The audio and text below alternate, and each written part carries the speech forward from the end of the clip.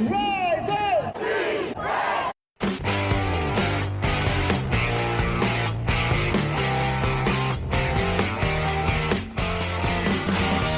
This is the Rise Up See Red podcast, all about the Arizona Cardinals and the NFL, featuring insider and outsider perspectives. Enjoy the best hour of Cardinals talk on the web. Now here are your hosts, Jess Root and Seth Cox.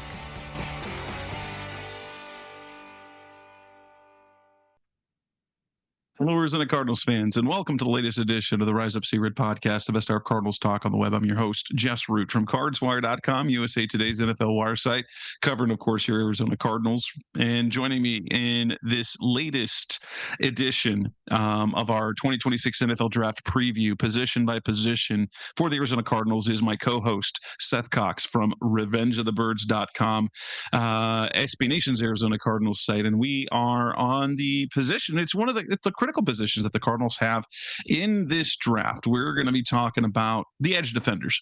We've got 4 shows left of the positional previews: edge, linebacker, quarterback, safety. No, we will definitely not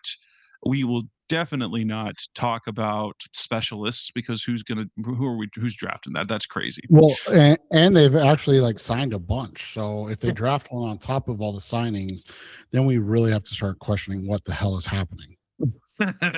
Exactly. But the edge, which is one of the critical needs, and honestly, when we talked about this, that's the position, if we are drafting, that's the position they should go with at the top of the draft, because there are high-end talents at the top of the draft.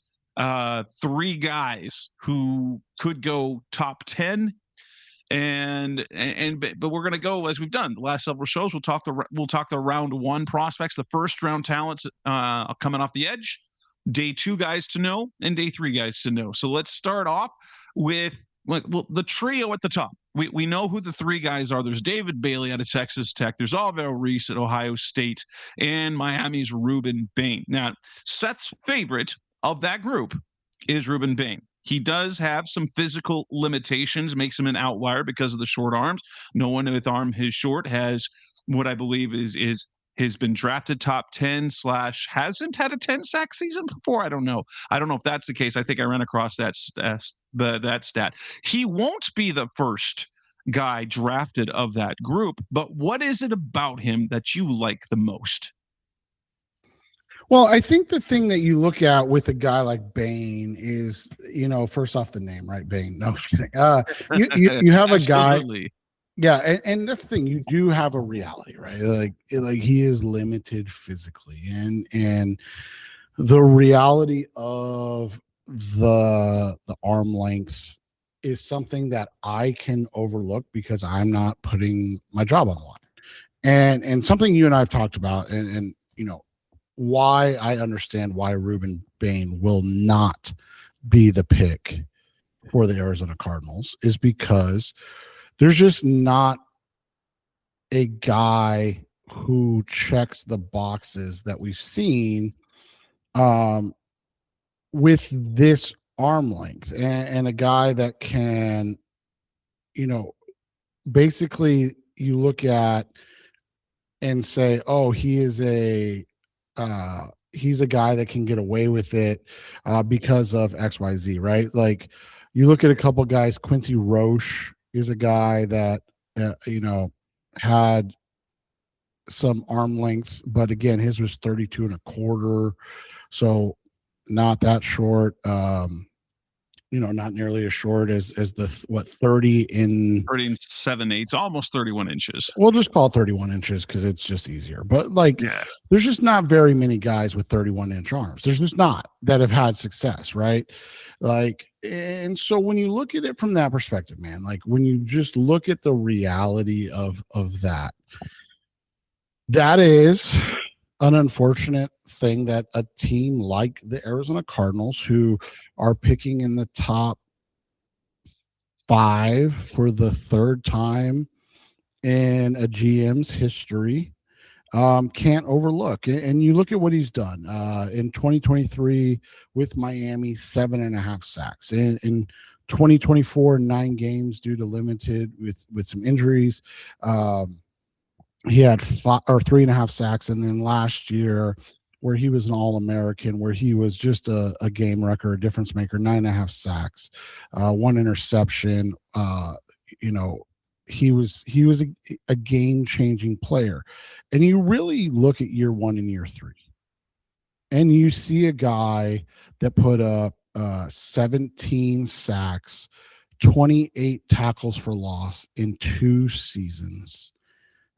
And any other guy does that in a Power 4 conference while helping his team make a national championship game. There's literally just no questions, right? Like, we're sitting here going, is he going 2? Is he going 3? Like, there's genuinely just no questions. But when a guy has less than 31-inch arms, for edge defenders, his arm length is in the 1 percentile. So he is the outlier of outliers. Correct. It's just a reality that he's not going to be the pick. And no, he won't be. We can discuss the merits of it, but the only real comparison that we've seen that could make sense is a guy in James Harrison. But something that we've always talked about. You can't draft outliers based on a guy that was undrafted, right? Like, we talk about it with you definitely don't go top 5 pick for comparing him to an undrafted guy. Yeah. Special player. Also, he had a 5-year run of being absolutely dominant, and then for the rest of his career, he was good. He was fine. Yeah. But the one caveat we do have to give on Harrison, right? He didn't start until he was 29. Like, his starting days. So if he had figured it out sooner, maybe there's more to it. And again, when you're talking about, dominant, you're talking about a defensive player of the year, 2 top 10 finishes as defensive player of the year, a top 5 MVP finish one season, the year they beat the Cardinals in the Super. Like difference maker is not even putting it in the right terms, right? Like, this was a dude that was literally the best defensive player in the NFL. But again, like we talk about with Stephon Diggs, like we talk about with Antonio Brown, you can't draft outliers because one guy worked out, right? That's why you end up chasing round 3 and 4 jag receivers that we've talked about for ages, right? And then they never work out. So what I love about if you're going to do so now, if the Cardinals loved Bain, a good strategy would be to trade back a few picks to get him, just to make the value match, and then get a little bit better value, because the tape is great. This is Lance Zierlein's overview of him, and you will fall in love with what you hear. Note taker, grudge holder, and block destructor, with a compact frame and defensive tackle play strength. He's ill-tempered, so he plays mean, hitting blockers with heavy hand strikes. He plays through tight ends, can anchor against tackles and double teams. His lack of strength can lead him to being smothered if he doesn't land first strike. He's got good bend, but basically he is, at minimum, he's going to be, wouldn't you say, at minimum, he's going to be an Marcus Golden type player, 100%. Because of the type of strength and ferocity with which he plays. And I think that's the floor for him. And that's, again, if that's your floor, that's a really, really high floor, pretty right? Good. But you also, it's really hard to convince people. You can't justify a top 5 pick on that. No. Unless We could. Right, you and I can't. We have nothing to worry about. We're not getting fired. We're like, just draft him and just draft Bain and be happy. Now there have been there's some injury flags out there, right? That have come to fruition, that's come to light recently. So that'll probably push him down a little bit. But we're still talking about a guy whoever drafts him is likely getting an absolute steal. And that's going to be a bummer. And when you look at it, it's just going to be things like, it's going to be simple things. The first thing is going to be a team like the Kansas City Chiefs are going going to draft him at 9, and he's going to be an all-pro, and people are going to go, that's why the Chiefs are better than everybody else. And it's like, I get it. And here's the thing. You and I, again, agree with it. But the reality is, the Cardinals and Monty Ossenfort can't take a flyer on an outlier. So it just is what it is. So, and then you go from there, right? And then we've got and it's the conversation between two players, and that is Arvell Reese and David Bailey, both of whom are like David Bailey. He has the prototypical size. He has high-end athleticism and also great on-field production. Arvell Reese getting comps of Abdul Carter and Micah Parsons because of his elite athleticism, not as experienced off the edge, but we could also say the same thing. Abdul Carter only played 1 year edge full-time. He's got promising talent for the New York Giants. Micah Parsons played off the ball at Penn State, and that's where the Cowboys liked him initially, and he just was so good that he got moved to the edge. And I don't like how people are equating other position like the off-ball linebackers, the guys that they tried to put at off-ball linebacker, and then put Reese in the same category, because it's not quite the same thing as taking a safety and making him a linebacker, or taking an edge like Hassan Reddick and turning him an off-the-ball linebacker when that everyone in the NFL was doing that, or Isaiah Simmons, who was a DB who could play off the ball. This is different. And people talk about Zaven Collins. Zaven Collins was an off-ball backer at Tulsa, and the Cardinals drafted him to be an off-the-ball linebacker. But the problem was he was moved to the edge because of his body type, and because you had a new guy coming. You had Jonathan Gannon. What you would have said if the Eagles had drafted Collins, they would have had him off the edge. And so I think this is a different story than anything else.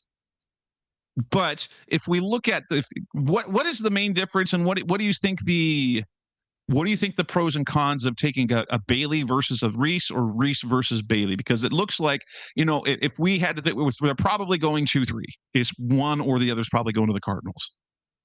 Yeah, and when you look at Bailey, he's a natural guy off the edge. He's a guy that's already been there, done it at a highly effective, level. He's not your prototypical weight, 6'4", 251. So he lacks, he's a little light, right, in the loafers. Good for the Cardinals 3-4 scheme. You get guys from the 240s to the 270s playing off the edge that way. Yeah, and you look at the production, right? Freshman All-American at Stanford, played in 11 games, 2.5 sacks. Then the next year at Stanford, 6 tackles for loss, 5 sacks in 10 games. And then in 2024 at Stanford, you look at it, it's crazy. He led, all of college football, 5 forced fumbles, had 8 tackles for loss, 7 sacks. And then he goes to Texas Tech.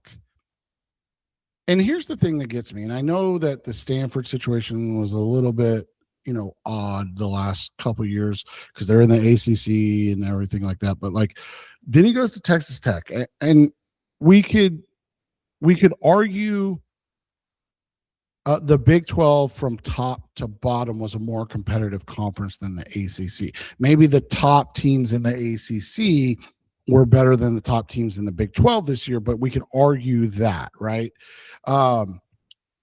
he was, an first team All-American, defensive lineman of the year, finalist for the Lombardi Award, led the FBS with 14.5 sacks, second in the FBS with 19.5 tackles for loss, three pass breakups and 3 forced fumbles. Like, this is a dude who just produced, and he did it from a spot that he's familiar with, that he's comfortable with. What are the negatives, with a guy like that? Well, the first negative is obviously that he is a little smaller against the run. So he's a guy that's going to not be as good initially against the run. He's going to have to work at it. I've seen some comparisons to like a Nick Bonito out of Denver. Bonito. James does it. That's one of the comps I saw. I've also saw from recently from Aaron Schatz, and he has some like great one. DeMarcus Ware and Khalil Mack. And that's the thing is, like, the first thing with Bailey is this: he is the right age, right? He's a guy that is going to be 23 his rookie year. He's just gotten better and better every single season. Like, we talk about this all the time, right? Like, the production going up is key for these guys. And to go from, 5 to 7 to 15, 14.5 sacks is just, that's just absurd. And again, I feel like you went from 5 to 7 to 14.5 in a harder conference, right? The Hurries went up from 17 to 26 to 43. Now, it's not the same amount as Rueben Bain, but again, Rueben Bain was a wrecking ball this year. And so when you look at it from that perspective, you see a guy that has done a lot of different things. When you look at Arvell Reese, you have a guy, and I know Cardinals fans are going, we don't want another Isaiah Simmons, but the reality is he's not Isaiah Simmons, right? Isaiah Simmons was a guy that played away from the line of scrimmage way more. He played safety, he played corner, he played outside backer. He never really played inside backer. When you look at Arvell Reese, he played 651 snaps last year. 327, he was an edge. 286, he was an actual linebacker. The year before that, 280 snaps, he was an actual linebacker. So this is a guy that's played almost 600 career snaps as a linebacker. This year, because he is so athletic, because he is so good, and they were replacing, 2 guys that were drafted, you've got a guy that was asked to rush the passer a little bit. In 119 pass rush snaps, what did he do? And that's the question. How did he do? Well, again, in a very limited role, he produced 6.5 sacks. I've not done the research. I'm not even going to pretend to have done the research. Did all of those come from his 119 snaps rushing, like as an edge defender? No idea. I don't know. But I can tell you he played 119 pass rush snaps and he had 6.5 sacks. That's elite level production. Doesn't mean he's going to be an elite level, producer at that position. It just means that it was elite production. He's also insanely young, Jess. We're talking about a guy that's not even 21. Arvell Reese measured in at 6'4", 241 pounds, ran a sub 4.5 40, and he's built like Isaiah. He is built like Isaiah Simmons, and Isaiah Simmons, I don't know if you guys remember,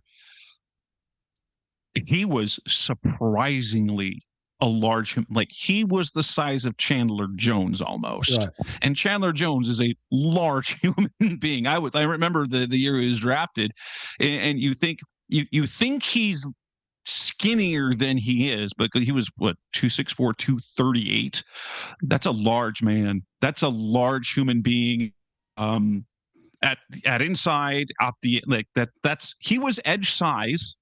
He was basically edge size, and if I recall, they used Simmons a bit that first year as an edge, and so this is a different type of conversion. And the fact that he does play off the ball is actually a fantastic skill if we're going with the prototypical 3-4 outside edge guy, because so often you need a drop guy. And that's one of the things that Zaven Collins does really well. Zaven Collins, who's become a solid edge defender with almost no pass rushing chops, but he does all the other things really well. And this is what, and he's not elite athletically. He's athletic for his size, but then you're going to get a guy that's even more elite, who's faster. I could see, I don't want to, it's hard to say he's going to be Micah Parsons, because Micah Parsons is kind of one of one, and that's an unfair, but. Well, I think the other thing with Parsons that we have to take into account with Reese is he's a 1-year starter, right? And Parsons started 2 years at Penn State. He was an elite, player for 2 years. Now, that's not to say that Reese should have gone back, right? Like, we're not saying that in the least. No. What we're saying is that the Micah Parsons comparisons are in the hope that he becomes as dynamic stylistically. Yes. Now, we also have to remember Parsons was punished by the NFL because he sat out the 2020 COVID season. He didn't play at all. So when he came out in 2021, he went 12th overall to the Cowboys. The issue becomes, the reality becomes, when you compare a player to Micah Parsons, you're doing him a disservice, because you're talking about a guy that as a rookie was the defensive player of the year, has 4 top 3 defensive player of the year finishes in 5 seasons. He's been an AP first team All-Pro in 3 of his 5 seasons. By the way, he's an AP All-Pro in 4 of his 5 seasons. So, and you're talking about a guy that's literally never, ever in his entire career had under 12 sacks. Yes. Like, he's played 5 seasons and has 65 sacks. That is absurd.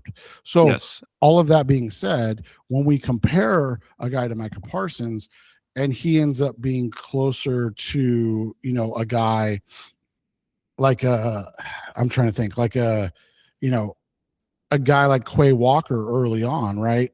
People are going to be pissed off. And that's what it is.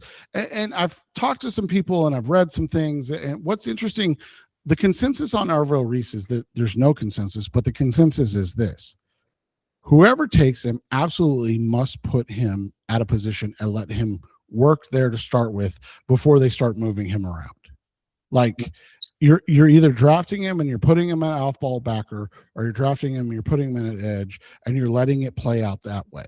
You're not doing anything else. If you have him do both, you might wind up regretting it. And that's what the question becomes. Here's the reality. The Cardinals don't get to make this decision. There's a very, very, very low chance that both Reese and Bailey are on the board. Yeah. And I like if we want to go back a couple of years, Will Anderson was as sure a thing as there was. I don't think David Bailey is on the same level as Will Anderson, but it's not far from it. Arvell Reese versus David Bailey, it's not quite Trayvon Walker versus Aiden Hutchinson, because, again, neither one of those two, Bailey isn't Hutch, and Reese is more slightly raw. If I given my choice, I would go David Bailey. That, for me, that's an easy pick. Am I going to be upset if it ends up being Reese? No, especially because of the personnel they currently have. You can let Reese focus on third downs. You've got Baron Browning and Zaven Collins, especially Zaven, who can play downs 1 and 2, and then you can focus Reese on third down packages, rushing the passer, or also perfect for him, their NASCAR package, where they bring in 5 linebackers and they have him rushing from different sides. And that would be a perfect role for him while he grows a little bit, and it would allow him to be productive. I wouldn't be upset with either pick, especially since one's going to the Jets and one's probably going to come to the Cardinals once the Cardinals trade back.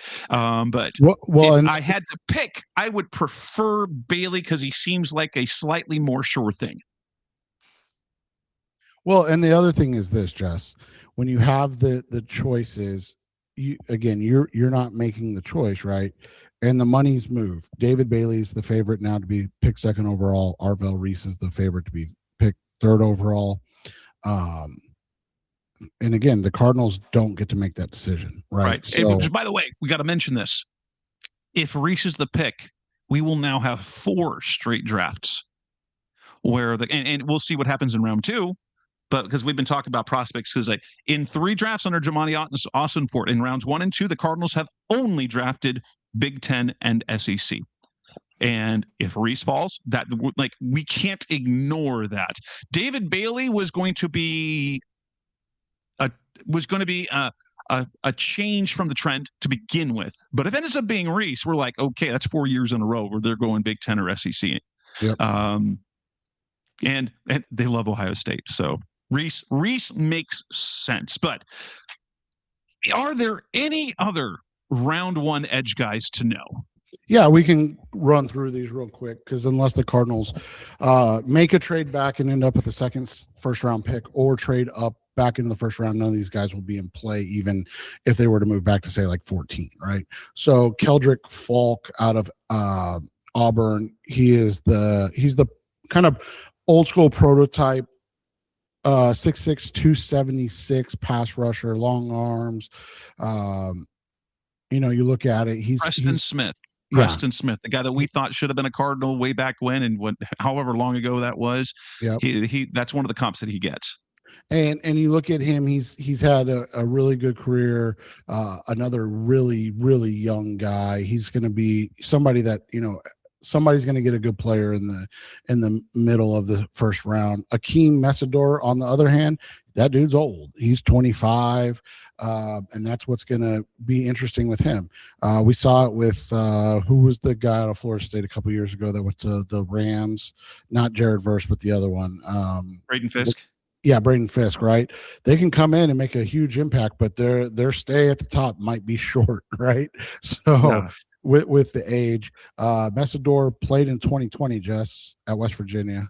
And so he's, again, he's just been around forever. He's a very talented player. But again, a guy that you're going to, if you're taking him in the first round, you're doing so with the plan of like, hey, I may not sign him to a second contract. I'll pick up his 5th-year option, and then he's going to be 30 and it's somebody else's problem, right? So I don't know if that's a fit for the Cardinals, but you look at his production, 12 and a half sacks last year. He had over 35 and a half career sacks in college, which is a lot, but again, you have to take that with a grain of salt. And those two are the next two, and then we get a grouping of day 2 guys that could be in play at that 34th pick. Up next on the Rise of Sierra podcast, Best of Cardinals Talk on the Web. Let's talk about the day 2 edge rushers that the Cardinals could consider in rounds 2, round 3. That's coming up next on Rise of Sierra. We're back on the Rise of Sierra podcast, Best of Cardinals Talk on the Web, talking edge defenders in the 2026 NFL Draft. Now moving to day 2, the Cardinals have pick number 34 and they have pick number 65. If the Cardinals end up going tackle round 1, trade back or they go Jeremiah Love. Round 2, who are guys worth a look at pick number 34? And one interesting name, and I imagine you're going to bring him up. Well, I'll find what Aaron Schatz had to say about him, which it makes it feel like maybe we hope not. That doesn't happen. But yeah, so we start with Cassius Howell out of Texas A&M, another older guy, right? Ironically, short arms as well. 23 years old. He measured in with 30 and a quarter inch arms. So like getting him on day 2 feels better than taking Rueben Bain on day 1. But my other issue with Howell is he's a guy that, he did it the right way. He went up from Bowling Green to Texas A&M, and then he had a really good season. AP All-American, Chuck Bednarik Award winner, Lombardi Award winner, 11 and a half sacks, 14 tackles for loss. He's a guy that had a great season in the SEC. Just don't know where he fits or if he would fit the Cardinals again. Not saying I wouldn't take him, but with the arm length thing and the fact that we've seen Monty value arm length, I just don't see it happening. From there, you go to a guy like TJ Parker out of Clemson. Parker is kind of flying up boards, meaning that everybody else is catching up to what the NFL thinks of him. He is under 22, measured in at 6'4", 263, over 33-inch arms, decent, testing numbers, nothing like out of this world, which is why he's the end of round one type of guy. When you look at it, he was a guy that he never reached the level that people expected in his 3 seasons. He was a freshman All-American, set the Clemson school record, which is absurd to think, right? 12.5 tackles for loss and 5.5 sacks. And then in year 2, he had 11 sacks. And so you're like, oh, this is a dude, right? And then this year kind of fell off a little bit, 9.5 tackles for loss, 5 sacks, but that entire line struggled, right? And that's the question. Is he a guy that can dominate when he is the man? We know that he's going to have Josh Sweat across from him for at least 1 or 2 years, but is he a guy that can dominate for, if once Josh Sweat moves on? From there, again, it's a grab bag. You've got Zion Young out of Mizzou, another Missouri guy, 6'6", 262, played 2 seasons at Michigan State, had 2.5 sacks, then went to Mizzou. We know they don't produce sacks a ton, 2.5 sacks his first year, but this year he had 16.5 tackles for loss and 6.5 sacks, which for a Mizzou pass rusher is actually a lot. Mm-hmm. He got arrested in December on a DWI. Again, how much are we going to hold that against a 22-year-old, right? Like it depends on obviously how frequent this was. Like, is this something? And how he talks about it as well. Like if we go back to Michael Floyd, one of the reasons why they cut him is like when they talked about it, like he wasn't sorry, he wasn't willing to take actions, which he later did in his life. But Zion Young, interestingly enough, Aaron Schatz calls him the overrated edge rusher. He probably is. He should be a guy who will be great against the run and will probably be a middling pass rusher. Yeah.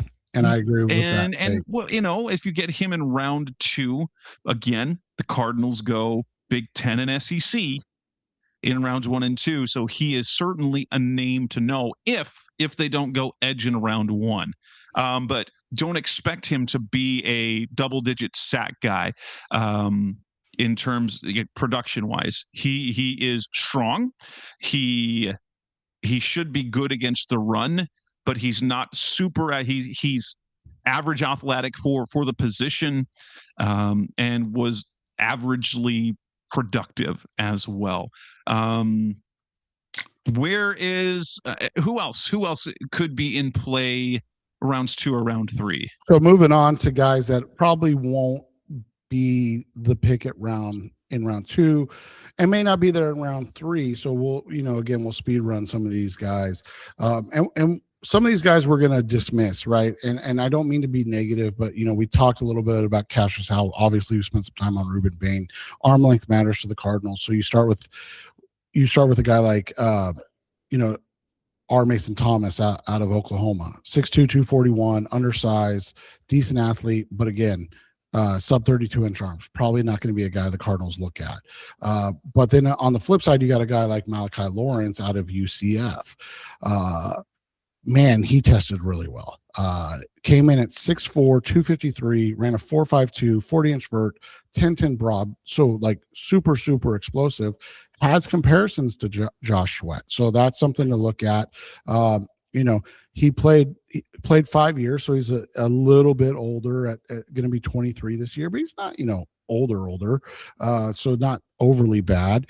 And got better year in and year out, right? 2023, 7.5 sacks, only played in 11 games in 2024, had 5 sacks, and then this year had 7 sacks, first team all Big 12, 11 tackles for loss. Again, you're putting up those numbers as the guy at UCF. I know it's a Big 12 school now, but like, and the athleticism, all of that really kind of jumps to the forefront. Don't know if he'll be there at 63 or sorry 65. 65. He's a guy that makes sense.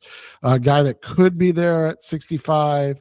I'm going to butcher the name, but Gabe Jacos, the Illinois edge defender. Again, another guy that just never took that next step. You look at his freshman year, he's a freshman All-American, played in 13 games, had 4 sacks. Then, year 3, he put up 8 sacks. Now this year he did put up 11 sacks, but like you just kind of waited for him to take the next step and become this like dominant guy. He was good. I don't want anybody to take away that he wasn't good, but he is a guy that never really took the step of being, a dominant player and stuff of that nature. I've seen guys compare him to Matthew Judon, which would be ideal, right? If you could get him at 65, holy cow, that would be ideal. But that's one of those two. It's like, do you take a chance on missing out on guys, or, are you going to grab a guy that maybe is going to be a little overdrafted in that 30 range? So that's the question on him. And then the last guy that I'll mention, because there's just so many. We could talk on and on. There's guys like Joshua Joseph out of Tennessee. There's guys like Mason Thomas is a guy I kind of like out of Oklahoma. Danny Dennis Sutton out of Penn State. Romello Height, the other edge guy, even though he's a little bit older, right? Out of Texas Tech. But the guy that I want to hit on, because they just seem to continually be productive when they get to college or out of college is Derek Moore, the Michigan edge guy, 6'4", 255, 33, over 33-inch arms. And again, he played for a really loaded team for a long time, right? Was a reserve on the national championship team, but had 6 tackles for loss and 5 sacks. Then the next season, he had 6 tackles for loss and 4 sacks as a starter. And then this season, he took that next step, 10.5 tackles for loss, 10 sacks, started 12 games, team captain, good size, good length, good motor. Like, he just checks all those like 3rd round boxes, right? Like, he's probably not going to be a 12 sack a year guy, but he's probably going to be that 6 to 8 sack a year guy that gives you everything you want, does everything the right way, can play well against the run, it is good enough in the pass rush that like he helps out. I know it's not sexy, but the Cardinals need that because they haven't gotten it from guys like Jordan Birch yet. And we know the limitations on Zaven, and they can't even get guys like BJ Ojulari or Baron Browning to produce. So those are the guys that really kind of interest me. Coming up next on the Rise of Sierra podcast, it's our Cardinals talk on the web. Let's move on and talk about a few day 3 names before we wrap this show up. That's coming up next on Rise Up Sea Red. We're back on the Rise of Sierra podcast, best our Cardinals talk on the web. Who are a handful of names to know for day 3? Day 3 edge rushers rarely turn out to be anything, but they might have a season or two. But who are the guys to know in this draft? Well, I think it really just depends, again, what you're looking for, right? A guy that you could look at that is like a pure, straight up pass rusher, that is going to give you some juice, but again, he comes in just undersized and doesn't really check a lot of boxes, but he is a pass rush aficionado. That's Western Michigan's Nadame Tucker. This is a guy that went from Independence Community College to Hutchinson Community College, played at Houston, and then went to Western Michigan, and was a third-team All-American, led the FBS with 21 tackles for loss, 14 and a half sacks, 4 forced fumbles, like just a dominant pass rusher. But like, again, he's like a guy you take a flyer on in round 6 because he's a guy that, is limited on size, not a burner. And so you remember the kid out of Colorado State a couple of years ago? I can't remember his name off the top of my head. Something Kamara, that went and Muhammad Kamara. Yeah. And that's kind of was in love with that guy. Right. And that's kind of what you look at with him. Another guy that checks some boxes for the Cardinals, comes from a great program. Didn't really, do a whole lot in terms of production, but was steady Eddie, went from 2.5 to 5.5 to 6.5 sacks in his career. But he's intriguing because he's 6'6", about 260, decent testing numbers, and that's Max Llewellyn out of Iowa. Again, a guy that has shown that he can rush the passer, but also is kind of excellent in the Zaven Collins role, where you could be like, oh, okay, we get him in round 5 or 6, and he takes over for Zaven next year when his contract's out, and we're not re-signing Zaven to a big contract to be a run stopper. So those are guys that are interesting to me. I mean, you've got some other ones, but again, when you're talking about the next 2 positions, right, edge rusher and off-ball linebacker, there's going to be 400 to know on draft day, because those guys just get drafted because either people take flyers on them or they play special teams, right? There's a bunch of those. And with that, we will wrap up this edition of the Rise of Sierra podcast. But our Cardinals talk on the web. We've talked edge, guys. This will be one of the important shows that we have. We've got more position shows coming up in the days to come. Until then, that's Seth Cox. I'm Jess Root. Thanks for listening. As always, we'll be back again soon. Thanks for listening to the latest edition of the Rise Up, See Red podcast. Listen to previous episodes and subscribe to the show on Apple Podcasts, Stitcher Radio, Audioboom, or many other podcast platforms, so shows are delivered directly to your mobile device. Please give the show a 5-star rating and always support the sponsors who support the show. We'll be back soon for the best hour of Cardinals talk on the web. Rise up, Red Sea, be Red, See Red, and of course, Rise up, See Red.